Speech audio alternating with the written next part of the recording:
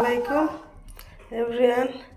আমরা গ্রামের গরিবর বড় ইলিশ যেটা এই গরিবর বড় ইলিশ বুঝছেন নি, মানে হয় না দুধের স্বাদ পানিতে মিটাই, তো আমরাও জাটকা মাছ দিয়া ইলিশের স্বাদ মিটাই বুঝছেন নি। দেখি কীরকম হয় 4টা ইলিশ, জাটকা ইলিশ যেটা আজকে বিরান করবো। বিরান করে হালকা একটু মশলা দিয়ে রান্না দিয়ে কিলা লাগে সাথে দেখো দেখো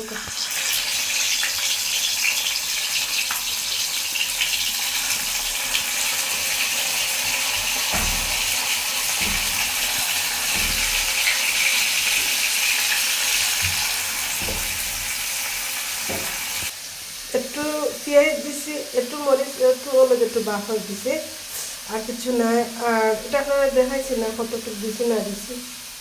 আমি এখন নতুন দাদু বুঝছেন, অতটা চিনি উনি না, মাছটুকু এলাকায় রাখছি ওই জায়গা।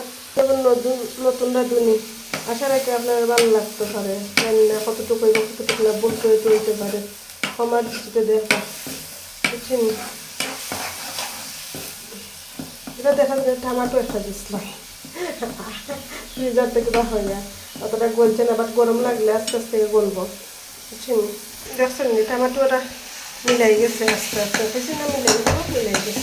এখন মাছটা দিলাম, আমি কোনো পানি দিছি না, টমেটো ছাড়িয়ে মশলা হয়েছে। আমি তেল কম দিছি, আমি তেল বেশি খাইলে আমার সমস্যা হয়, ওরার লাগে তেল কম দিছি বুঝছেন। জানি না কতটুকু কী হইব না হইব, দেওয়ার চেষ্টা করলাম, মাছতে লাইলাম। দেখো আমার চিনি না অতটুকু, ব্যবসায় করি আর কি, একটু মন মতন করার। ওকে, আমার গরিবর ইলিশের রান্না হয়ে গেছে, জাটকা ইলিশা যেটা গরিবর রান্না হয়ে গেছে।